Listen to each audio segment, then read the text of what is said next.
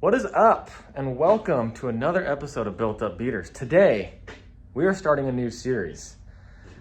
We're no longer doing the flipping Jeep series, though I will still be working on and flipping Jeeps. But this new series is going to be called Flipping Cars Until We Can Afford to Buy My Wife's Dream Car. Because my wife works very hard, and she is very patient with me, and she puts up with me making the front yard look like a junkyard, and she puts up with all my stupid hobbies that may or may not cost a lot of money.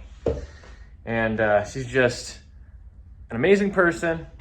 And so I figured, hey, let's try to do something nice for her. So she has two dream cars. She has the practical one and the non-practical one. The practical one is a 2024 Toyota Camry, blacked out. She loves the look of those. She always points them out when we drive past one. She also likes the 2024, 2025 Corvettes in either a light blue, a white, or a black. She's indecisive there. But those are her two favorite cars, and we're gonna work up to get her one of those. It'll probably be the practical one, but hey, there's nothing wrong with shooting for the higher end, right? So welcome to the first episode of Flipping Cars Until We Can Afford My Wife's Dream Car. This is my beautiful 95 Jeep Grand Cherokee. Yes, I know. Another booger colored Jeep, okay? It's actually the last one in the yard, so chill out. Now she is definitely rough. It was hit right here. Didn't do any frame damage, just the bumper support, so we're not gonna worry about that. This fender is dented in. Luckily, I happen to have a spare matching one. It's the exact same color. We're missing our trim on the door. We're also missing a back window. And for some reason, we're missing the frickin' diff cover. From what I heard, he was replacing the carrier and the axle shafts for whatever reason and just didn't get around to putting the cover back on, and so he parked it. And as you can see there, he also didn't put the brakes back on, and we have no calipers on there either, on both sides. So yeah, brakes are a little touchy. And then come follow me into here. That tire blew out on me on the way here. It was like 5 minutes away from home, so it wasn't a huge deal. This seat has seen better days and needs to be replaced. It smells like absolute poop in here. I'm talking like a fresh poop that's been sitting in the car for a year in 80-degree weather with a used Band-Aid on top. It's disgusting. Missing a door panel. These seats ain't too bad. There's the diff cover. It really wouldn't have been that hard to put back on. Like, come on, guys. There's our wrecked bumper, so we'll need a new one. And there's the back door panel back here. And there's a spare tire. Oh, and the windshield is cracked to shit.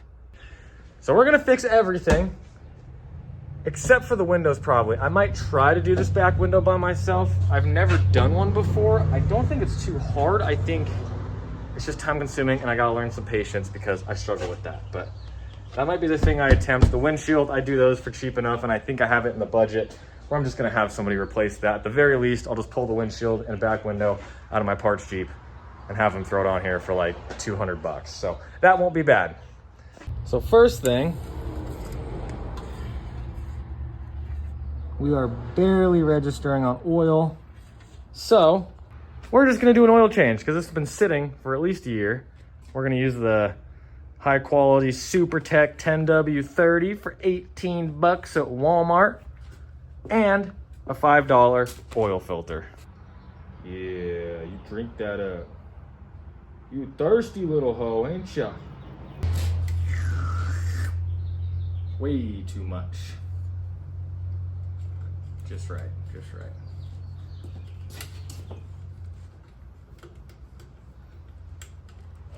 Come on, let me in.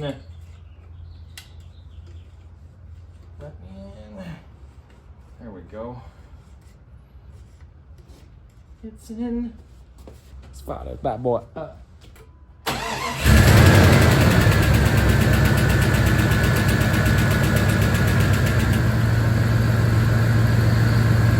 You guys hear that lifter tick? It's normal. It's smoothed out. And she's running great.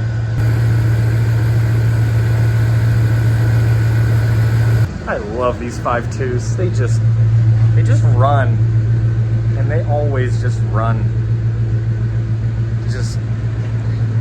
they don't even walk, they just run. Last time we didn't even have any oil pressure registering, so stop focusing on my damn finger. There we go. And now we have good oil pressure, so that's a good sign. So let the old girl run for about 30 minutes last night. She performed beautifully. I am very satisfied with how we performed last night. I gotta stop. Anyways, she ran great, she held temp. Didn't stutter, didn't hiccup, ran smoothly. She's healthy. Liked that oil change for sure. So here is the next step in this process. We got her off her feet, giving her a break. She's been standing for 30 years, guys. Give her a break, okay? We're on jack stands, front and rear, because I want to make sure the axle shafts in the back aren't bent. It looks like he almost finished the job and then just didn't put it back together correctly. But I just want to double check before I throw fluid back in the diff. I know the diff is not making any noise because I did drive it 40 miles an hour home. And I mean, she was quiet. So if it was the carrier that was bad, that's been replaced and taken care of. We're just gonna double check these axle shafts real quick.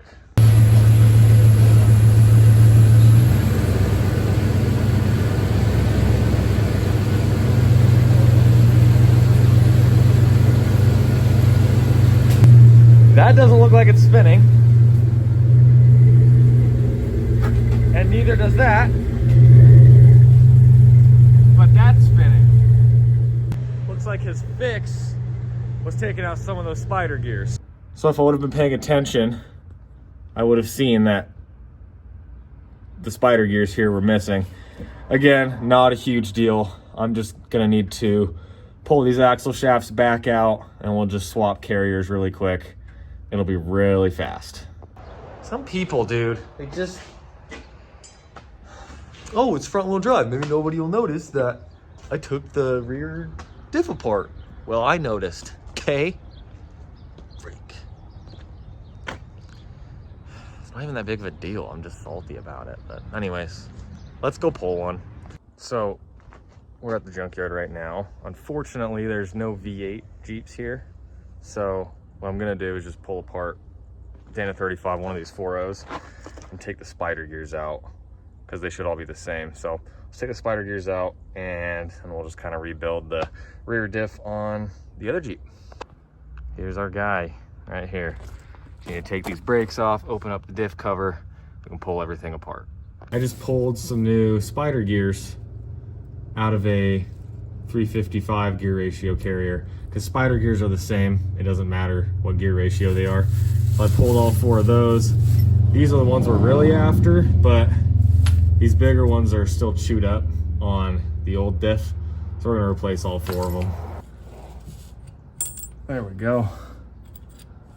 Now we can pull those out. Hello.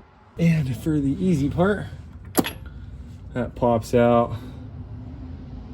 I don't know if you can see that, but those gears are pretty rough.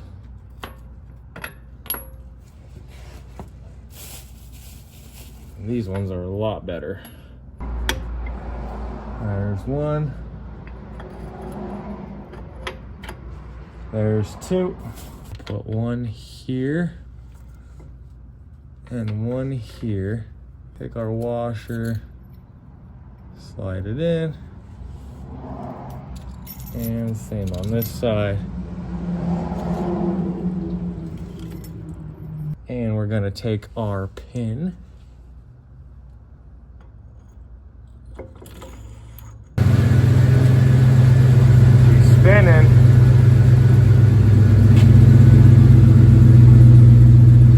That one looks good.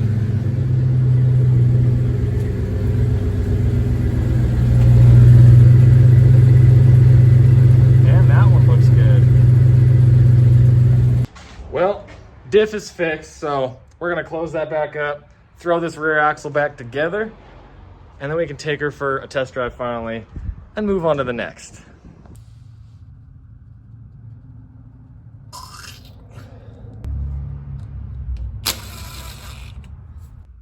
while the gasket maker dries, we're gonna put these brakes back together. I found the rotors in the car. They're still in decent shape. Not perfect, but they'll work. They had these 2x4s shoved in the actual caliper itself. Kind of weird, and they tucked it back, squished in between the suspension and the axle. Whatever. These are the brake pads though. Not good. We're gonna go see what we can find at the junkyard. I know they're not that expensive at the auto parts store, but the junkyard, they're like $5. And I have found some very good condition brake pads at the junkyard. So that's where we're going because we're on a budget as always. So somehow I forgot I had a parts Jeep that actually has some pretty decent brake pads on it. So we're gonna use those because again, free 99, but they're still functional and they'll still be safe. It wasn't me, I swear. Okay, she's on all 4 tires again. You know what time it is. Time to see if she even goes above 40 miles an hour because that's the fastest I've driven it. Might need to bleed the brakes because, I mean, they work better, but they're definitely still super squishy. I don't like that. So I've been sitting here, squeezing the brakes a little bit, playing with them a little more, and they're solid now. Ooh. I think those old crusty calipers, we're just having trouble getting fluid to them, probably pushing through all the freaking nasties in the brake lines from sitting for so long, but we're good there. It does feel a little bouncy and I haven't even pulled out of the driveway yet, so I'm not taking this on the freeway right now. I'm just gonna take it up and down the road and make sure we shift through all the gears. Well, the speedometer doesn't work, so I guess that means I can go as fast as I want. Check that out. I'm going 0 miles an hour. You can't pull me over. So the test drive went good along the lines of it runs good, it shifts good. There is 2 check engine codes, both pertaining to, or both caused by no rear O2 sensor, which this does not have because somebody deleted it when they replaced the cat. So I'm not gonna worry about those quite yet. I am getting a scraping sound from this rear axle. It's possible one of those little clips that holds the brake pads in place could be scraping on the rotor. So I'm gonna check that out really quick because we don't want these to heat up that much and just to drive up and down. So let's pull these wheels back off. So brake's fine. What I think is happening is because there was so much rust on the surface and it's a little uneven, it's kind of like cleaning itself, but also causing a lot of friction. So I almost just need to keep driving it around slowly, or I could just replace the rotor because I have a brand new rotor I could throw on there, but we'll probably just drive it around a little bit more. Hopefully the noise stops. If it doesn't, I'll have to throw a new caliper on there, potentially some better brake pads. Those ones are still good though. I drove around with them on the other Jeep and they didn't make this noise, so I think it's a rotor problem. So I got the brakes to quiet down just a little bit. They're still running a little bit rough, but it'll even out eventually. Oh, that's all crazy. You know, just trying to keep what hair I got left. Don't judge. So now we just have a couple things left that I'm gonna do on this Jeep. First thing is straightening up the front end, making it look a lot better, replace all the broken light covers. And then, as I mentioned earlier, we have this Bastion fender. I have this really clean one. It's probably gonna be the cleanest panel on the whole Jeep that we're gonna swap it out with. And then none of our vents are working. So I think we have a problem with the blower motor or a fuse or a relay, something like that. So I want to at least figure that out so that whoever buys this can at least have air.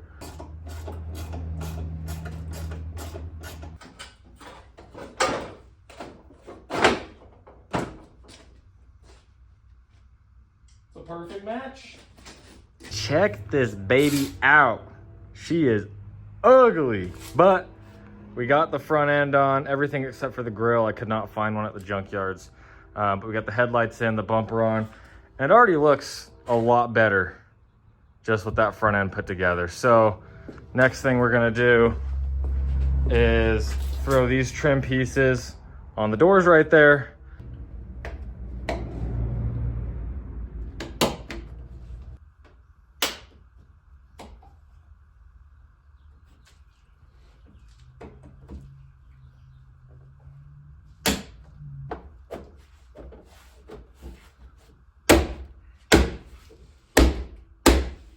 It's not a huge detail, but definitely better on the eyes, and it just kind of brings the rest of it together.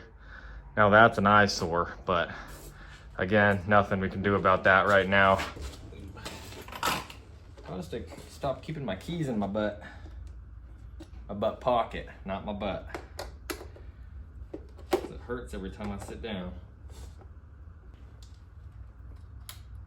There we go. Oh, you know what?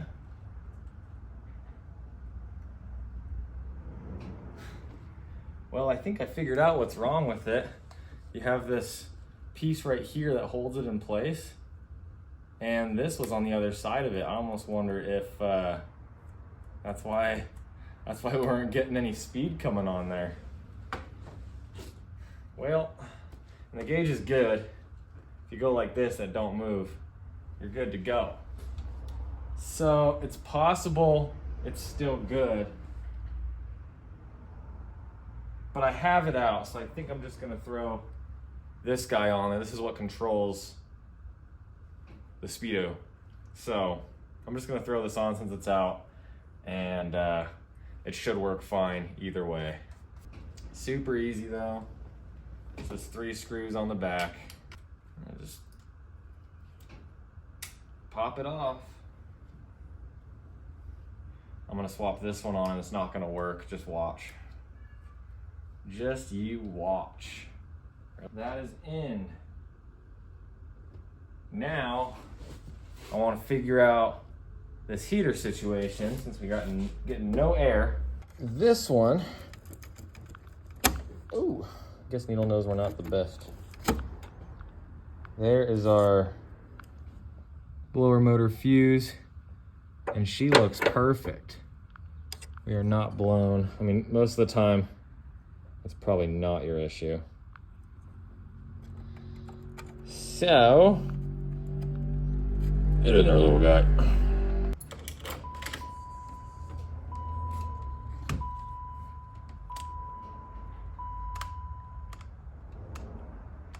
Yeah, we got nothing.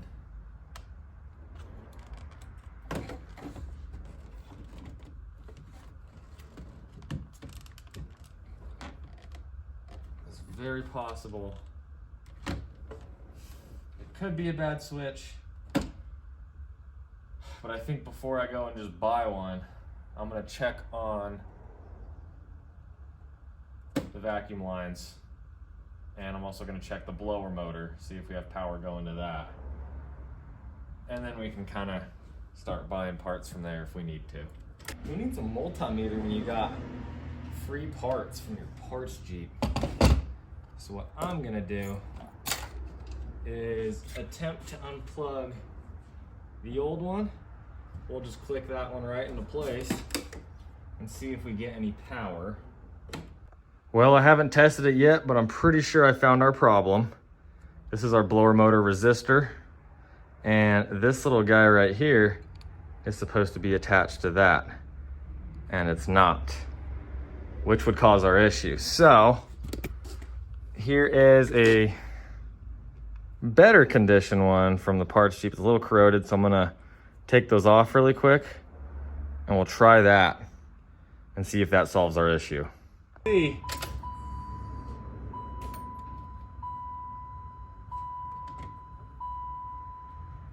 Dang. Not what I was hoping to happen right there.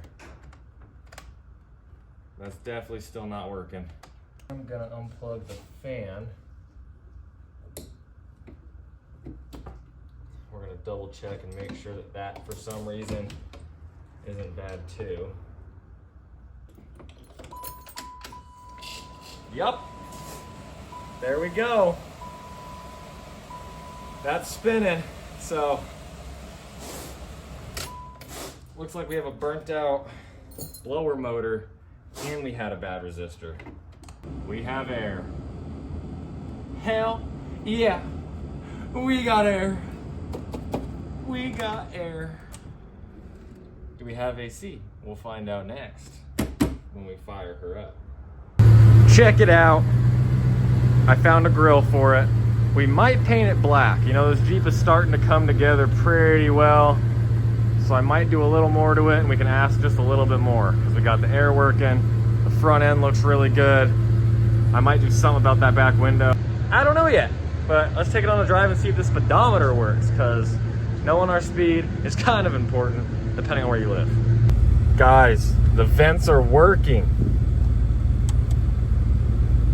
To feet. Oh, they're all working now. Oh, hell yeah. Let's check out the speedometer. Woo, we're working. So guys, interior's back together and it looks 10 times better with the air working now. It just looks so much better now that the speedometer is working and the air's working. I'm gonna pull this wheel off and take the brakes back apart, and we're gonna swap out rotors with one from the parts Jeep. This one is actually a smooth surface. I mean, a little surface rust, but nothing bad. The rotor in there has some really low spots and some really high spots, and we're just getting a ton of friction in there. And we don't like friction, okay? We don't like that. We want it to be smooth and quiet. Well,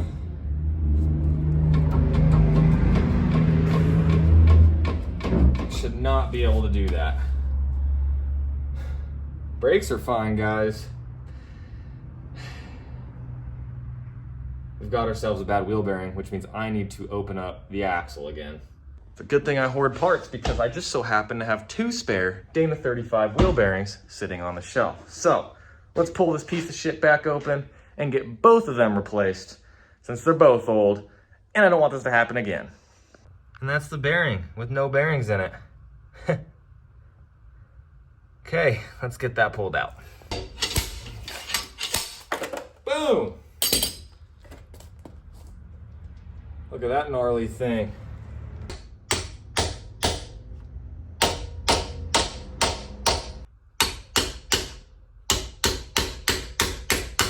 Axle is rebuilt.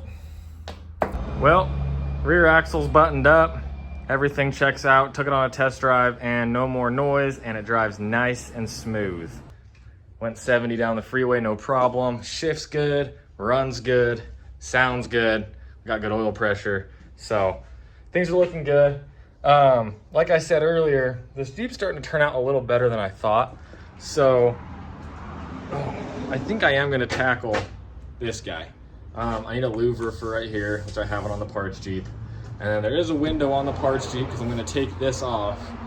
I was gonna at least clean it up, get another piece of plexiglass and put it in there just to make it look nicer. But first, we're gonna see if we can attempt to take the window out of the parts Jeep without breaking it. Change of plans on that window idea. I am not gonna attempt to pull it or put it in right now. My sister works for a car dealership, and they have a guy that they use to do their windshields and potentially other windows if they need it for whatever reason. I give him a call. He said because she's my sister, he will hook me up with the windshield for $150 flat, which is way cheaper than anyone you'll find, at least in my town. And then he'll take a look at this back window as well. His plan is to go pull it out of my parts Jeep for me, since he has the proper tools. I was just gonna use a screwdriver and a knife, which could break the window. And then he's gonna pull this out, put the new one in for me. So I'm probably looking at like $200 to $250 total for everything, which is a steal. Normally the price of one windshield. So I'm gonna do that. I have that in the budget now. The only other thing I need to do to this is get some trim pieces back on. So on this fender, we are missing that piece. I pulled that out of junkyard this weekend. And then we're missing that little cover right there. And if I can get the door open, you know how Jeeps are. We are missing this guy over here. I have the seats down, but need a door panel for that. And need to put a door panel on that, which I also picked up. There just happened to be a Jeep that had the exact same color, which is awesome.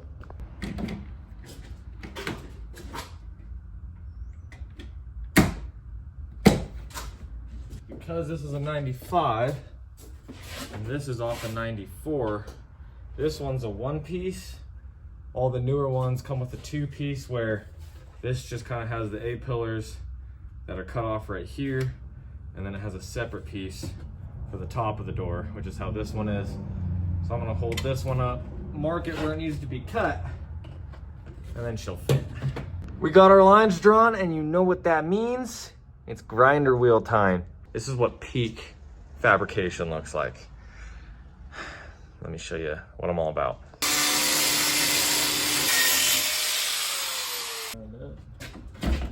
Ooh. That one. Put that one in.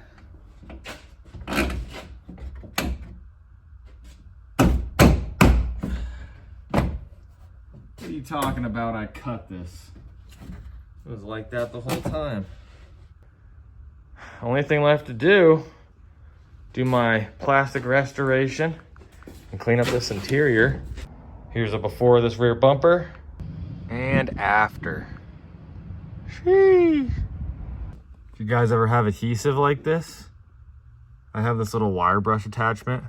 Only do this on like an older car, not like a super nice car, but these dashes tend to be pretty tough, so it's not gonna scratch it. But you just lightly, you put it right on it, and you just spin her.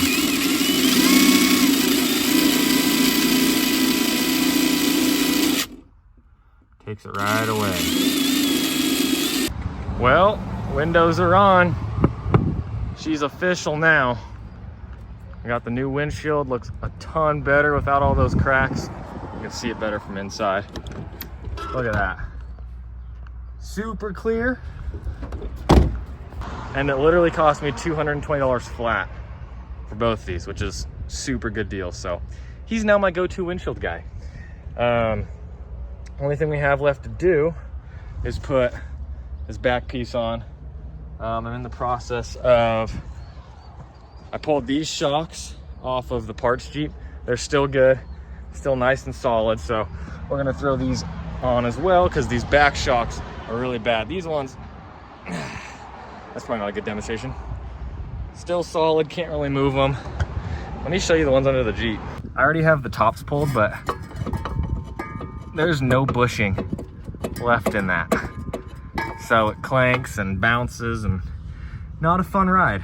So I'm gonna lay here, take them out, take a nap, throw the new ones in, and then tomorrow we'll give it a wash because I gotta wait 24 hours before I can wash this thing. And she'll be ready to post. Well, she is finally cleaned up. We got the new shocks on the back. Got the stinky old shocks off. Nasty. Cleans up nice other than the surface rust. She ain't too bad. So, gonna get her posted for sale tonight once my spot frees up. And we'll see what she sells for. It's been 2 weeks and we finally sold the ugly, rusty, green booger, okay? It wasn't super rusty, just a little bit of surface rust on the body, but we sold it. We had a guy drive 3.5 hours from Salt Lake to get it, and he paid me $1,800, and he drove it all the way back, and he is very happy with it. With that being said, guys, I bought that thing for $350 total, including the price of the Jeep. We had $790.43 into it. We sold it for $1,800, which leaves us with a profit of $1,009.57. Hits my $1,000 minimum profit threshold that I like to keep.